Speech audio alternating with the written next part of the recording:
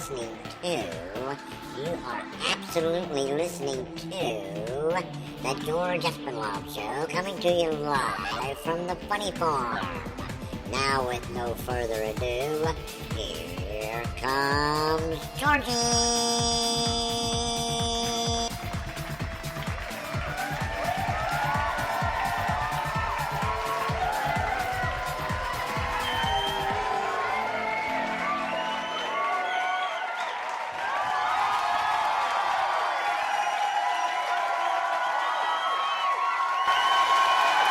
All righty. Well, you're a wound-up bunch tonight.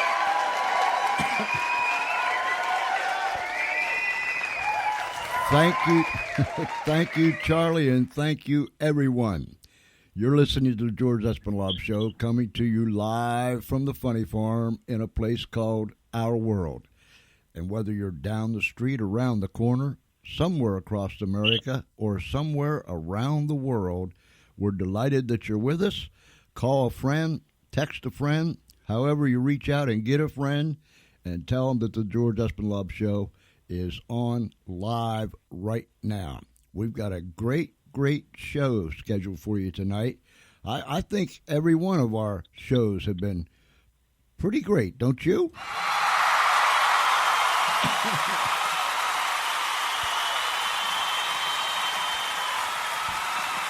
And oh my! Hey, listen, if you don't know, many of our listeners from the years going by know or have an idea of what this thing is all about. But from Charlie, Miss Ernestine, Harvey, Gertrude Duflicky, Cindy, our chief psychiatrist. Who else is there? Oh, there's Brenda, the chief cook and bottle washer here at the Funny Farm. Of course, there's Travis. He's our maintenance man, the bus driver, the vehicle fixer, and all the EMS guy, the chief of police, the fire department chief, and all Dorothy, the opera singer, and all the people that make up this crazy place around here in our world. If you really want to know how this all started, it started years ago, and you can go on the Espenblog.com. That's the Espenblog.com, and you can read all about it. Miss Ernestine has articles, Harvey has articles, Charlie has articles, our friend who passed away, Fluffy, has articles. So it's just one continual piece of chaos and havoc. So go to Espenlaub.com and you can read all about it. My, oh, my. We do want to tell you that the George Espenlaub Show can be heard on Twitter, YouTube, I'm trying to think, Tumblr, where else is it? Spotify, iHeartRadio, a place called Castbox, and we just notified today that we're up on Google Podcasts, soon to be on the VIP network out of Pittsburgh, Pennsylvania. So we want to thank everyone that is supporting us, everyone that's contributed, our guests, our sponsors, and so on and so forth. Thank you very, very much. And mentioning our sponsors, the program tonight, once again, is sponsored by Unicorn Chasing with Maxine and Walter. And they want to invite you to come to their ring bomb party. Look them up on Facebook. Unicorn Chasing, CHASIN, with Maxine and Walter. And Maxine wanted me to make sure that I tell you, Maxine and Walter will be going live on Facebook tonight, somewhere around 9:30, 9:45. That's Eastern time. So she invites you to come to the ring bomb party and see what it's all about. And I know that you'll be happy that you did. So look them up, Unicorn Chasing with Maxine and Walter. Now, getting to where we want to go. We have a young lady with us tonight, and I know, I'm not going to say this last name right, but Christine Weinbrecht, is that it? Am I anywhere close? That's it. That's it? Yep, you got it. Man, I've had my name for almost 71 years now, and I still can't say it right. I don't know how I got that one right. I'm surprised Nancy hasn't beat it in your head yet. No. Some things just don't stick. That's why when people call me, I answer to most anything. I'll hear them stuttering around. I'll say here. So, yeah, I've had problems with my own name for years and years and years, but I'm surprised. Every now and then I amaze myself that I get something right. But we welcome you to the George Espenlaub Show, and we are delighted that you're here tonight, Christine. Well, it's a pleasure to be here. Thank you for having me on. It really is an honor and a privilege to be here on the Funny Farm with you all. Yeah, and this place does get some kind of crazy every now and then. If people hang in there, they'll see what takes place after we're serious. Christine, you have a tremendous story, a tremendous account. Your life, where you've been, where you've come from, what you're doing now. So let's kind of walk into this thing and give us a little bit about your early life, your childhood, your school life. Okay. Well, I had a pretty standard childhood. I come from your middle-class family. I have two younger brothers, which they're really awesome. My mom and my dad, they got married when I was 7. I grew up in Toledo, Ohio, Michigan, but mostly in the boonies, in the country in Michigan, where I ran around with the boys and played in the dirt and built teepees and forts and trees. Like the trees, we had big fort in the trees. I mean, we really played outside all the time. And I had a really great childhood. I went to school. I did well in school. I was kind of, always very boisterous, talked a lot. I would always get comments about my conduct, and Christine talks a lot. But I was always very social and did very well in school. I was your average student. I wasn't great, but I took honors classes. And high school, I had good friends. It wasn't easy for me in high school, but it wasn't hard either. I think every teenager kind of struggles finding their identity and, becoming who they are as a young adult and that kind of stuff. But I had a great time in high school, and, it came time to leave for college, and that's kind of where my story picks up. But I really was blessed. I had a great childhood. My family was great. My grandmother is very heavily involved in my life. I would say I was your standard average, just all-American girl, hanging out, doing what you're supposed to do. You do good in school, you get a job. I got a job when I was 16. I would like to say I was responsible and productive at a young age. Do you see a difference? Here we are, 2019.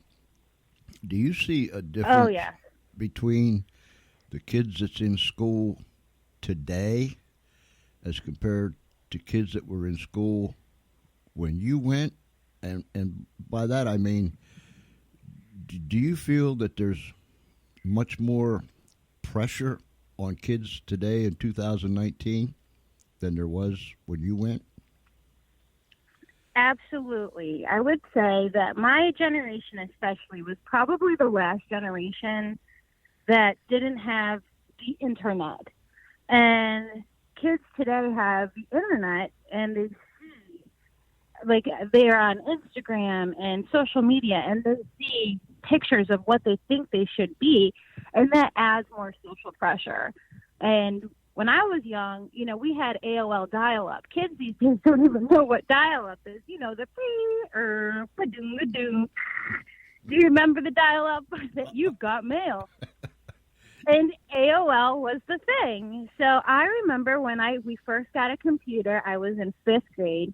I remember getting our first computer and thinking it was the coolest thing ever. And I would get on it and I wouldn't go outside and play. And all the neighborhood kids would come and bang on the window and say, "Oh, you're on the internet again." Or she's on the chat. That's what it was. She's on the chat.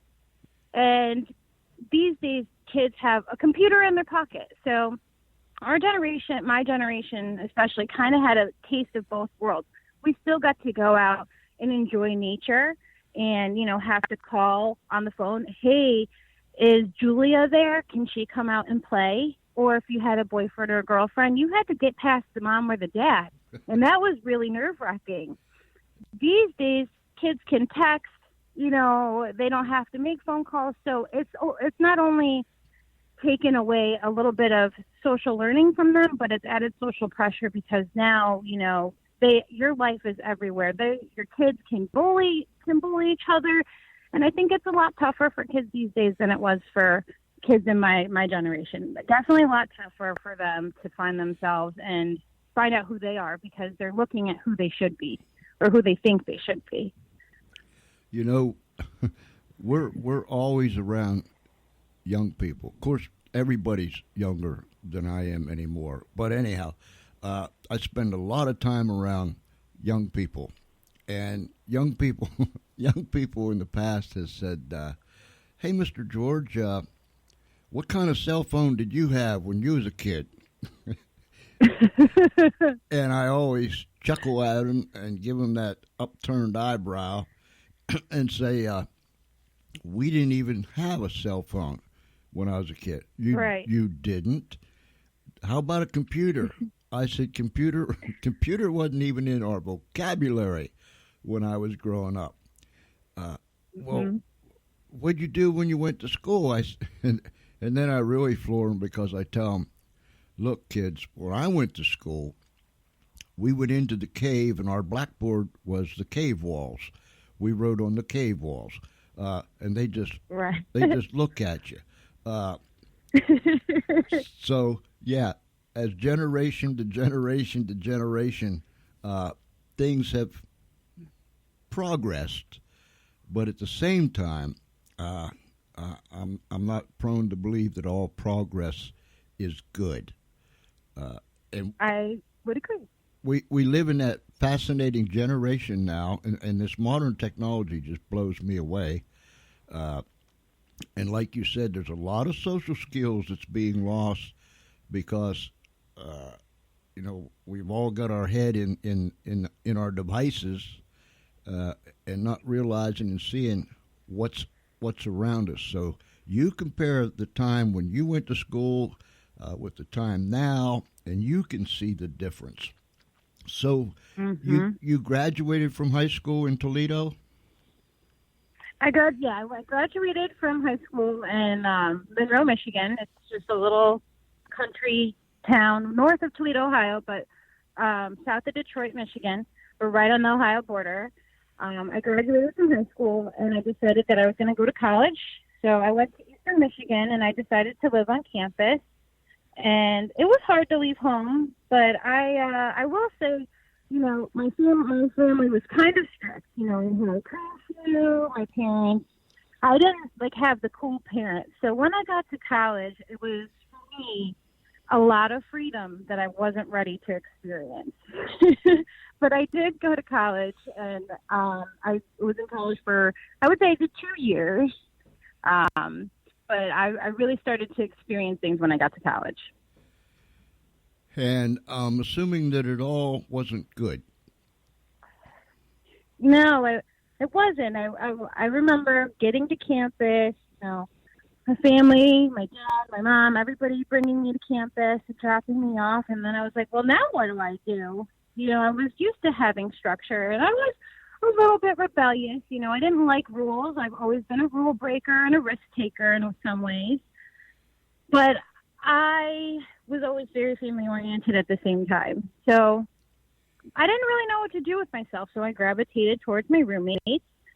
And I still had a high school boyfriend that I went to college with. He did not go to college, but I went to college thinking, oh, I'll go home every weekend and I'll see my family every weekend, but that didn't happen. Instead, I began to party every weekend. And you get to college, and your first week, you're not in classes, and there's a party every night. And so I was like, wow, this is fun. There's all these people and new things to experience. And I started partying a lot, and then I stopped going to classes. I thought, I'll have classes early, and I am not a morning person. I'm still not, and I should. And my mom really pushed me. She said, Christine, you're not a morning classes kind of person. You can't get up. You shouldn't be taking morning classes. And I thought, oh, no, I'll take morning classes and study in the evening. That way I can go do what I want on the weekends. But I stopped going to classes, and the partying became, instead of, Friday, Saturday night, it became Thursday, Friday night, Saturday night, Sunday night. And then it gradually escalated from there. It started with drinking, and then I started experimenting with other drugs in the realm, and it escalated from there. I met a boyfriend and broke up with my high school sweetheart, and when I met that boyfriend, that's kind of when I was introduced to more things that I wouldn't say that I would have tried on my own, but I felt safer having a companion. So then I began to experiment there, and eventually that's what led me to heroin. When did you after you got to college and all of a sudden there was no structure, you were on your own, you're responsible for your own actions, and then these things started to develop. Was there a point where you realized, like, I'm on a slippery slope? Not at all. It didn't, not at all. And that's what's confounding is I think that a lot of people, especially, I was 18 when I got to college, it didn't strike me. I remember going to a party and we decided, okay, tonight we're going to get cocaine, and we couldn't get that drug that night. And that's when my drug of choice was presented to me. And I decided, okay, we'll try it. Why not? And that was the beginning of the end. But I didn't know that I was on a slippery slope. I thought because I didn't use the way people used in the movies when you think of that drug, I thought that I was fine, that there was nothing wrong. I'm just partying. I'm just having fun. I'm just living my life. I'll go back to school next semester. I'm fine. I think it first struck me the first time I experienced withdrawal, and I didn't know I was experiencing at the time at all. I started to experience withdrawal, and I was like, I don't feel great. And my boyfriend pointed out, oh, you're withdrawing. I'm what? I didn't even know that was possible because I really didn't know much about it. I was very young and very naive. And I said, oh, wow. And that's kind of when I first got one of the first moments of clarity I was given, like maybe I shouldn't be doing this. But because I had that impulse to, at one point, the drugs take over and you lose that control. It's called being in the grips. You don't have a choice and you don't feel like you have a choice. And so that desire to continue to use took over, and I never really had any feelings of I should not be doing this, except for the fact that I saw people around me, friends and roommates that were like, what's going on with her, and not wanting to be around me. And that kind of made me feel weird, but I just thought, hey, I'm having fun. You guys do you. It never struck me right then, not at all in the beginning. Towards the end, definitely. There's a very wise man that one time said, a long, long time ago, there is nothing new under the sun. And so, as I listen to you talk, I'm thinking, yep, we've all, one way or another, been there, done that. It's no problem. Mm-hmm. I'm having fun. It's no problem. I've got this. It's no problem. It won't get me. It's like a man that I used to run with many, many years ago. And he said, George, you're an alcoholic. I said, well, what are you? He said, I'm just drunk.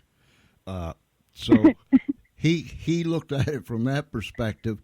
But, you know, I've got a handle on this. I got this thing. It won't get me. I'm fine. I'm different from all the other hundreds and thousands of people that have done this before. And sad, but it most of the time, more times than not, ends up in a dead end street. Don't you agree? Yes. Mm-hmm. Very. It ends up in a very lonely dead end street. I think for me, the only thing that suffered in my life was my school. My school suffered, but I still continued to function in the fact that I still held a job and I was successful with my job. I worked for the same restaurant for 7 years, from when I was a teenager, my first job, and I stayed with that restaurant company for many, many years through college, and I still maintained the job. And that's, you know, there's addicts all around us, doctors, lawyers, dentists, people who are successful, and you can't tell from the outside looking in. Right. And for me, I think because I was functioning, you know, the only thing that suffered was my school, but I was more focused on boys and having money than I was at school. So because I was functioning, it just didn't, I got this. I'm not like that person in the movies. I'm not, you know, I don't do things that way. I'm fine. I'll be okay. But, you know, again, it's perspective, and it comes down on you hard. You walk a lot of lonely streets to get to that end point, and everybody has the bottom. And I got there.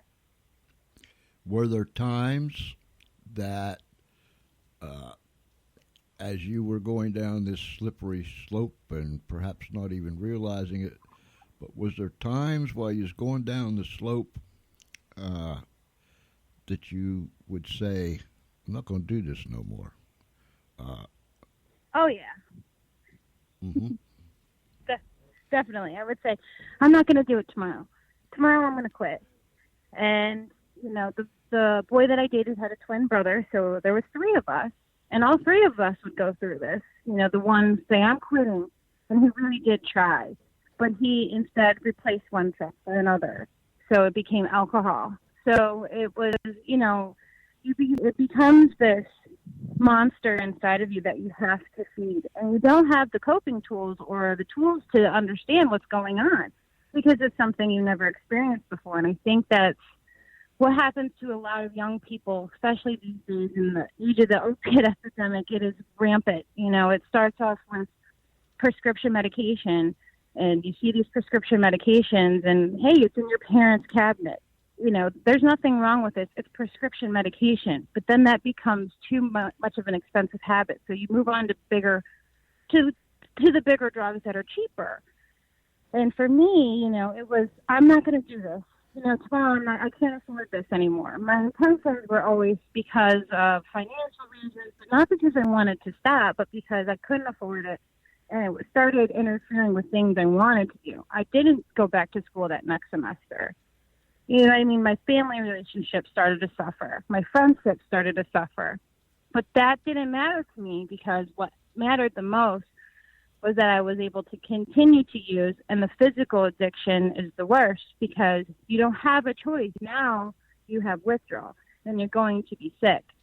So even if I wanted to stop using, I couldn't because I would have a physical withdrawal. And that's where it becomes the obsession and impulsion to continue to use because you have the physical sickness. It's a scare thing. At one point, you use, but you're not using to get high. You're using to just maintain so you can go to work, so you can go to school, so you can go see your family on the weekends. You know, there was many times I couldn't go home or couldn't attend a family function because I was using. And I was speaking to my grandmother today, and when her grandmother died, my great-great-grandmother passed away, I said, I don't remember being at the funeral, Gran. And I realized it was because I was in active addiction using, and I probably could not get home to be there because I would have had to had those supplies for X amount of time. And that's where, you know, even if you want to stop, hey, I want to stop. I'm going to quit tomorrow. You can't because you have that physical illness. How long were you addicted before you realized that instead of you having a hold of this thing, now this thing had its clutches on you? It did. It really did. Was there... It really did. Go ahead. No, go ahead. I said it really did. It's so much so that, you know, I would say, in quotations, successfully for 40 years. You know, my family had no idea. It had its claws in me, in every pit of my body. You know, I started to lose weight. My skin started to change colors. But I didn't see it. And I don't think anybody else really saw it until I started to lose weight and not take care of myself. You know, you just stop taking care of yourself because every day you wake up and the first thing on your mind is, how can I get more? And the last thing on your mind is, how can I get more? And so towards the end, I'll go here so we don't stay in addiction too long. I don't like to stay in addiction because I like to speak about solutions. But, you know, I think everybody who is experiencing addiction can relate. You know, you will do things that you never thought you would do. And I used, again, with a partner, so it made it easier because we had two incomes to support a habit. Well, he decided that he was done and he was going to move away because he couldn't do it anymore. Well, that took a lot of financial income out of the equation, and it left me on my own. I had dropped out of school, and I was using in Detroit, and my home was in Toledo. That's a 45-minute drive. So I moved back home with my grandmother, but I had to drive to Detroit every single day to use. So my maintenance, this worked out, and I was fine for 4 years, ended very quickly. I lasted on my own about 2 months.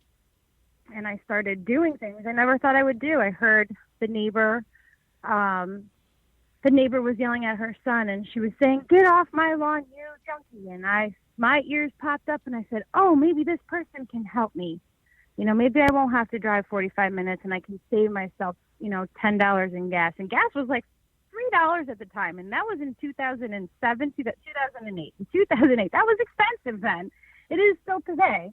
But, you know, that cut into what I needed. So I went outside and I approached him and I said, "Hey, can you help me?" And he said, "Sure." And he asked me to drive for him. And I decided that I would drive him to the store, and he was going to rob the store, and I would drive him away. So I was a getaway driver, and then he would give me the money on what he stole. So I did this for about 2 months, and then it was midsummer. It was super hot out. Every time I would leave, this is the insanity of addiction. You know, we talk about insanity and our lives becoming unmanageable. My life did become very unmanageable and insane to the point where I would carry around a pair of socks in case I got arrested. I would have socks so my feet wouldn't be cold in jail. Now, that's how much I had given up hope. You know, the only hope I had in my life when I was using was the hope that, you know, maybe you would leave the room so I could steal some of your money, or I could take something from you so it would help me out. There was no hope that tomorrow would be better or anything like that. I had hopes that it just was not a good thing. So one day we were doing our normal routine, go to this store, go to this store, go to this store, and 5 men came running out and they surrounded my vehicle and I was arrested. And I called my mom, and she said, "Hey, I'm at a concert. You're back, kid."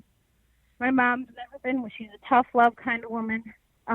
Bless her heart. She said, "Too bad you're on your own. What do you mean?" I called my grandmother. She was at work. And I called my uncle. And he said, "What?" And that was, you know, the very end for me. I was facing 22 felony counts of aiding and abetting a robbery at the age of 21 years old. And my life was over. So, you know, I got home and I got a nice talking to from my uncle and from my grandmother. And my grandmother, you know, she's always been my biggest fan, but someone I've taken the most advantage of in my life because she loves me so much. You know, I had her phone and she was giving me money. And so she said, "Give me the phone, give me the keys, that's it. And, they were going to trap me in the house, and that was going to be good. Because, again, this is 2008. Nobody really quite understood addiction. It hadn't really hit the mainstream yet. And so there I was with, in a big trouble.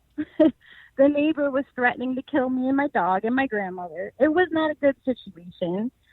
And the only thing I could think to do was to say, hey, I'll agree to go to detox. How about that? Because I knew in about 4 hours I was going to start withdrawing. My intentions weren't pure, but I knew that I was going to be sick. So I asked my grandmother if she could take me to the Toledo hospital so I could go to detox. And I figured I'll go to detox, everybody will think I'm better, and I'll get out and I'll just be able to use again. And then I'll really be in the clouds. And that's not what happened. Instead, God really had his eye on me. And my life changed right there. There came a point in your life that you made a choice that altered your life. It did. What was it? The choice, I'd asked my grandmother to take me to the hospital, and she said, okay, get in the car.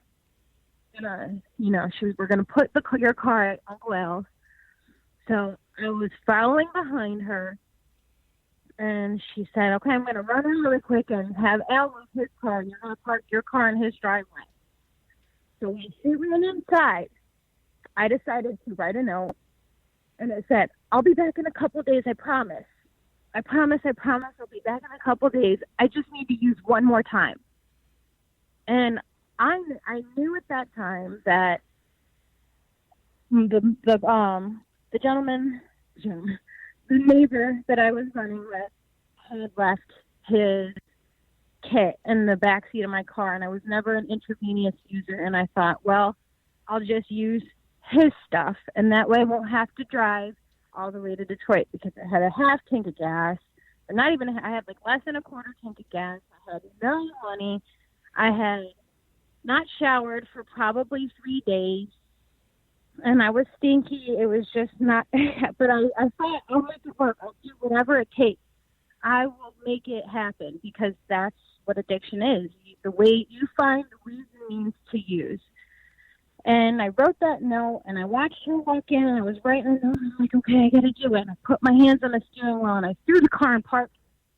And I remember just breathing, and I put my foot on the gas, and I started to creep up, and I saw her start to walk out, and I hit the gas, and I went about 5 feet, and I slammed on the brake.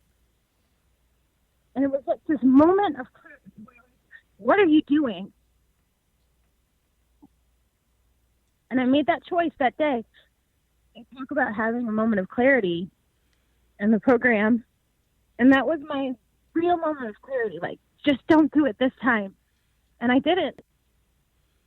And, my intentions weren't pure. I really did not want to go away to detox or rehab or anything like that. I really wanted to continue down the path, regardless of what I was facing and all the trouble I was in and all the relationships I had ruined, because that's how powerful and potent and toxic my life and insane and unmanageable my life had come to be. I continued to use, and I was doing the same thing over and over again, expecting different results. And that moment, again, that moment of clarity forever changed my life. Did you, after that, you went to Florida? Is that correct? Yeah, I went to Toledo Detox, and my mom, God bless her soul, if you have her in your corner, you're bound to, if you have my mom in your corner, she will do everything in her willpower that she can. She came and visited me, and I tried to get her kicked out, and I'm the one in the loony bin, and I'm yelling at her, this woman is crazy. I mean, this is how crazy I was. But at the time, you don't see it. You don't see yourself. It's like you're somewhere else. And she threw me a note and said, "We got you a scholarship. You're going to Florida." So 5 days later, after 5 days of pure hell, she picked me up, and the next day they threw me on a plane, and I woke up in Delray Beach, Florida. And I thought, who are all of these people? And I arrived at rehab. How long were you in And How long were you in rehab? I was in rehab for 30 days. Mm-hmm. I tried to leave at 15 days. And somebody, you spoke earlier about choices, and one of the texts there said, "Christine, I said, I'm leaving. There's people here that are getting high. What kind of place, what kind of establishment is this? I'm here supposed to be, getting clean, and there's people here doing drugs. What's going on?" He said, "Well, if you want to leave, fine. I'll take you and drop you off at the bridge. But why don't you do me a favor and take this book and go read for 15 minutes? You have a choice." And so I went and I read for 15 minutes. And that was one of the second choices that I made. I lived so many years not knowing that I had choices. For so many years, my choices were made for me by one thing and one thing only. Everything was dictated by that one thing.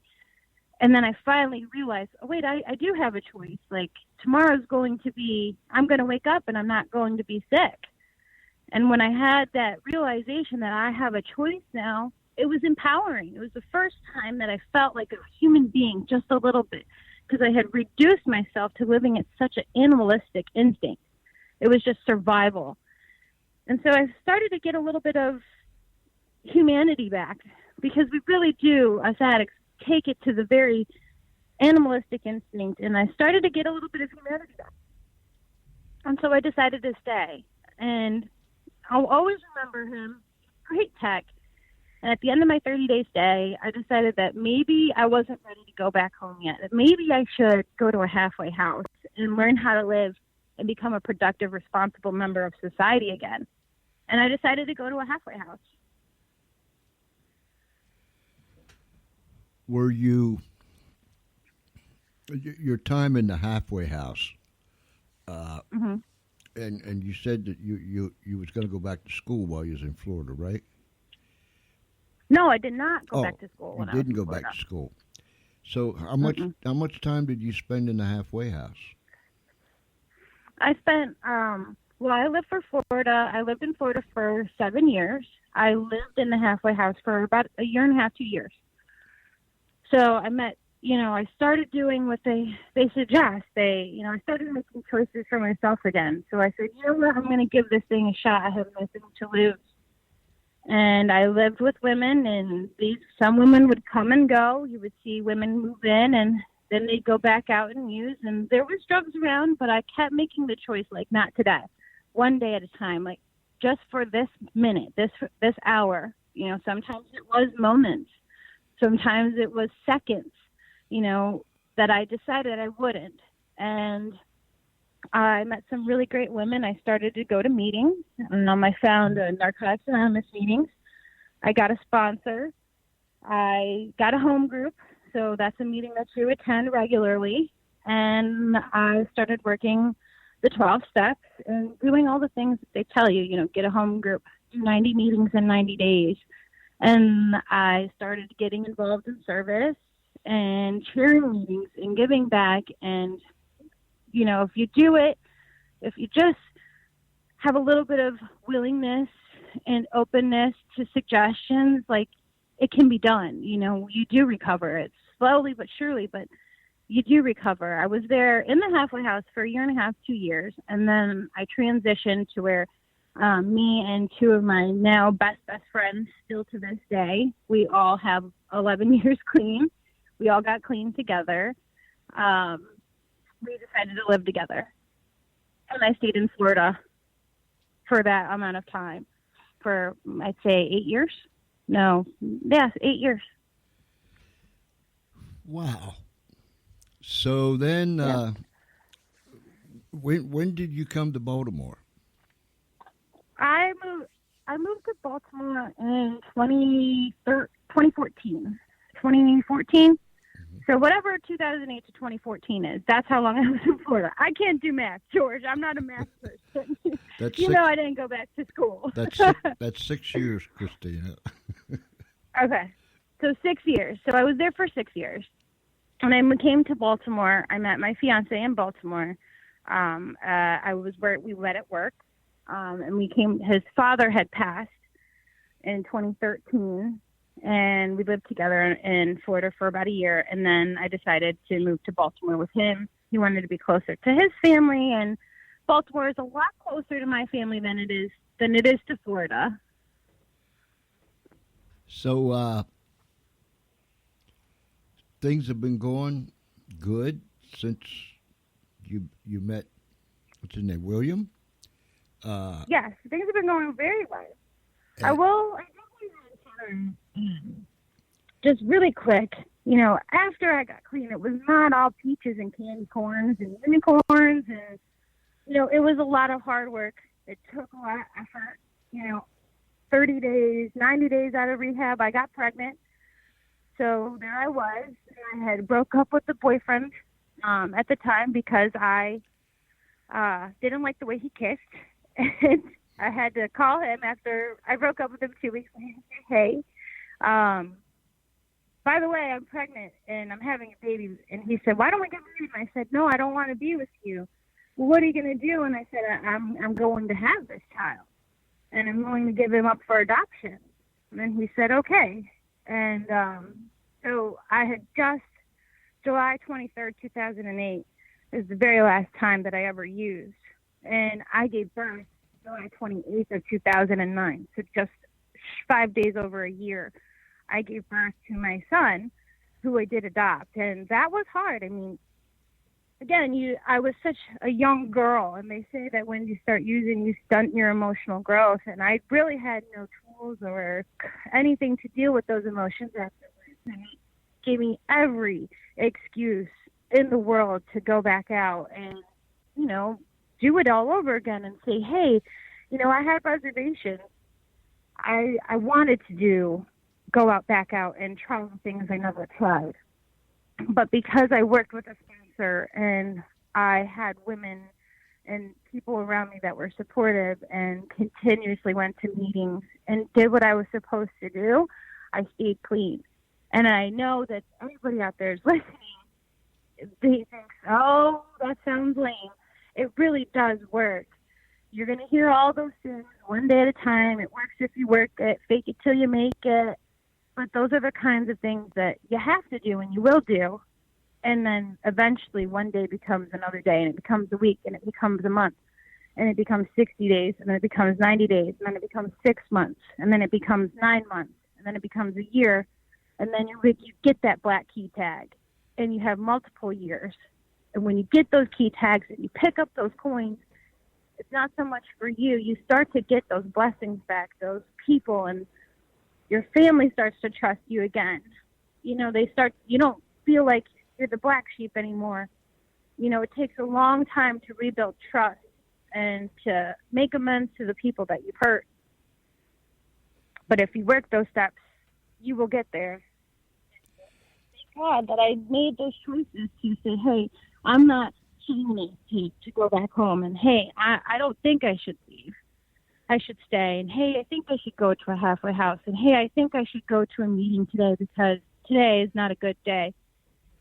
Then eventually you get that time behind you. And you might walk into work and meet your fiance one day. And now you have your own businesses? Yes, and now we have our own businesses. He's a business owner. We struggled.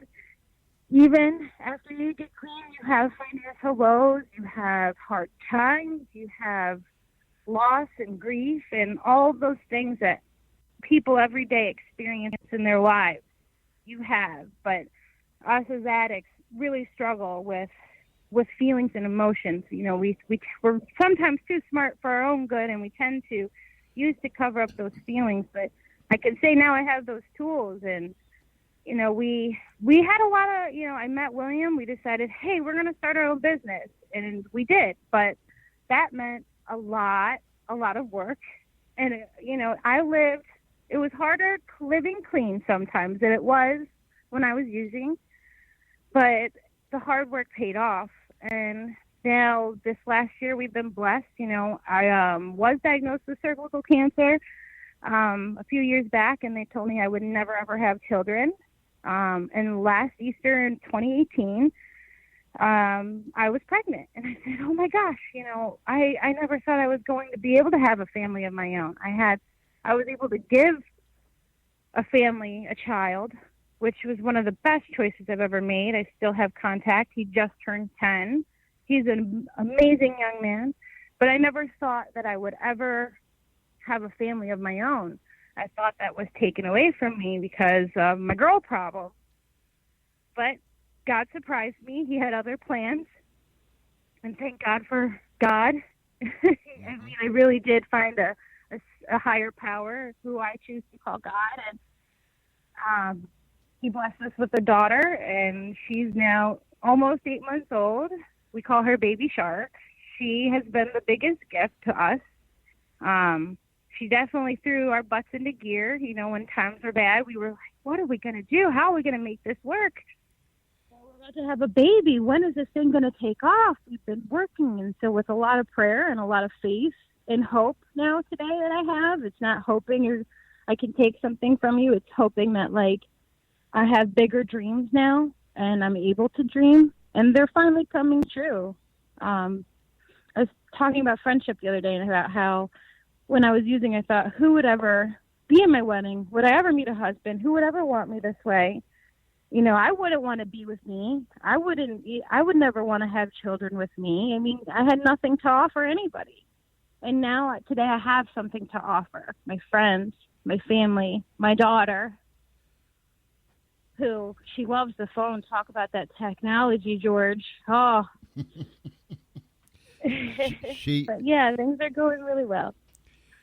Baby Shark. I like that name, Baby Shark. That's cool. Yes. Her real name is Becca Frances Bergamy. We named her after our grandparents. I named her Becca after my granny.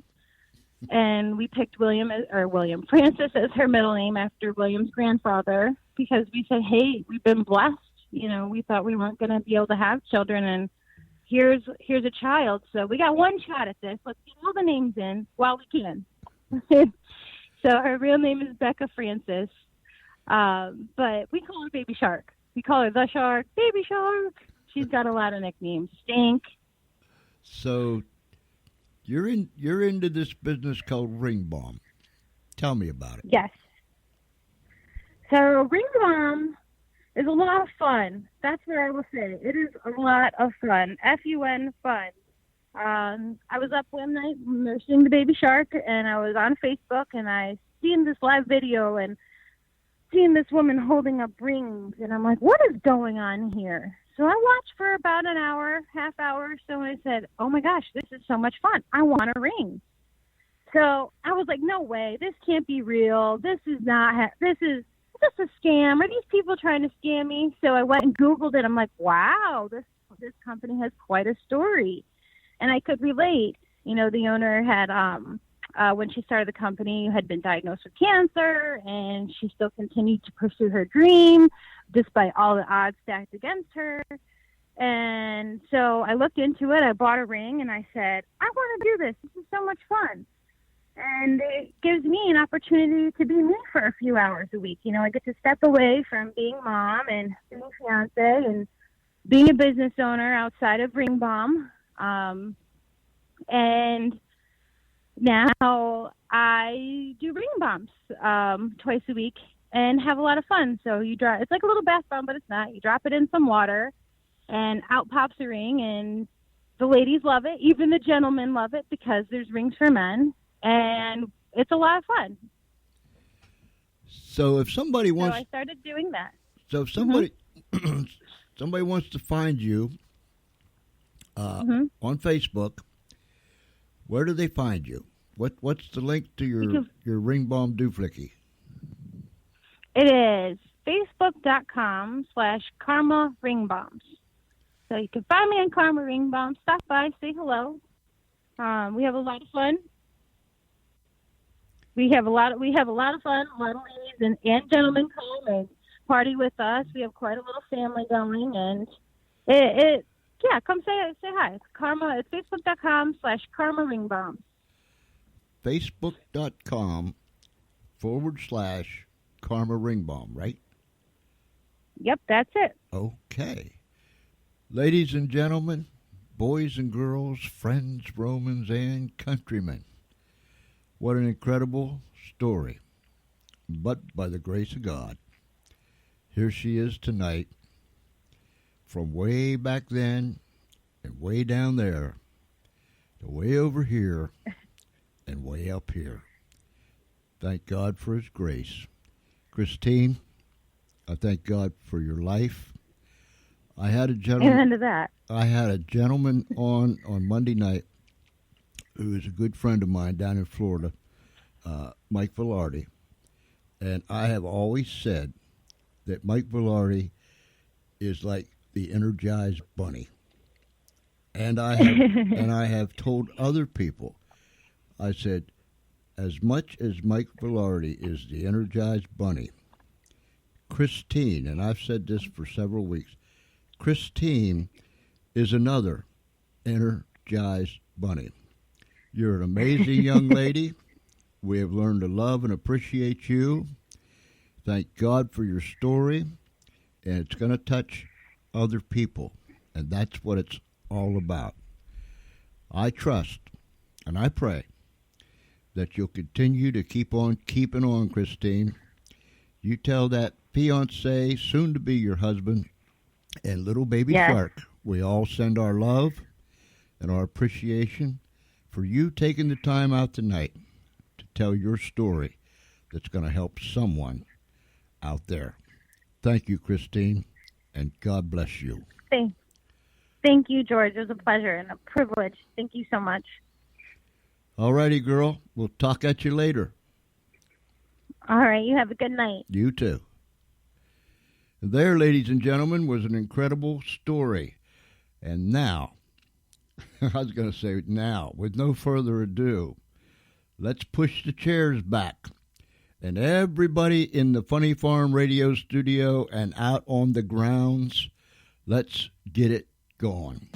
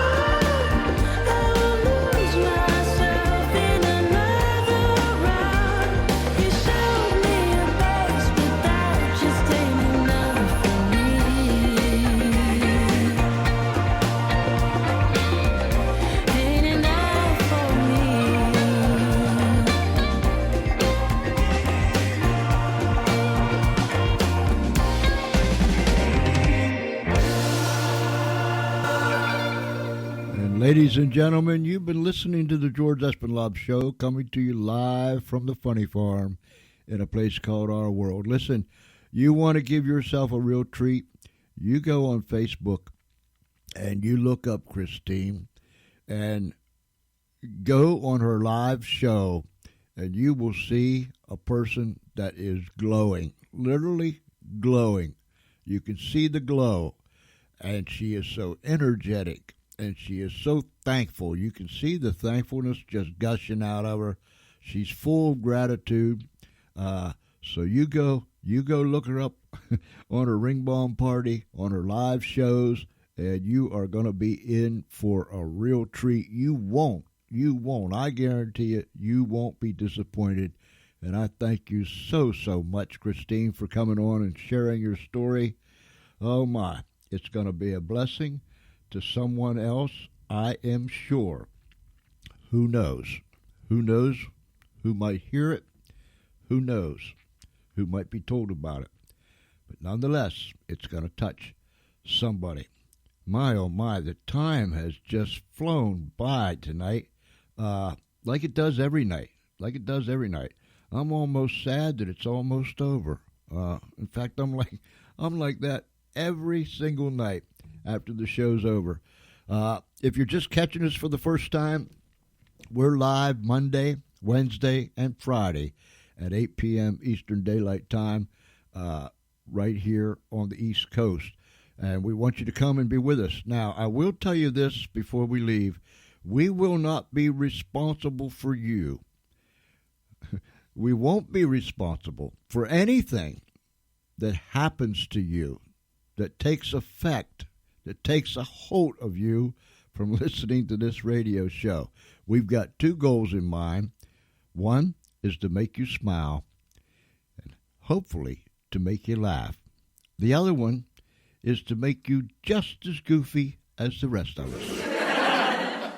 And if we can accomplish one of those or both of those, we will be exceedingly and abundantly happy.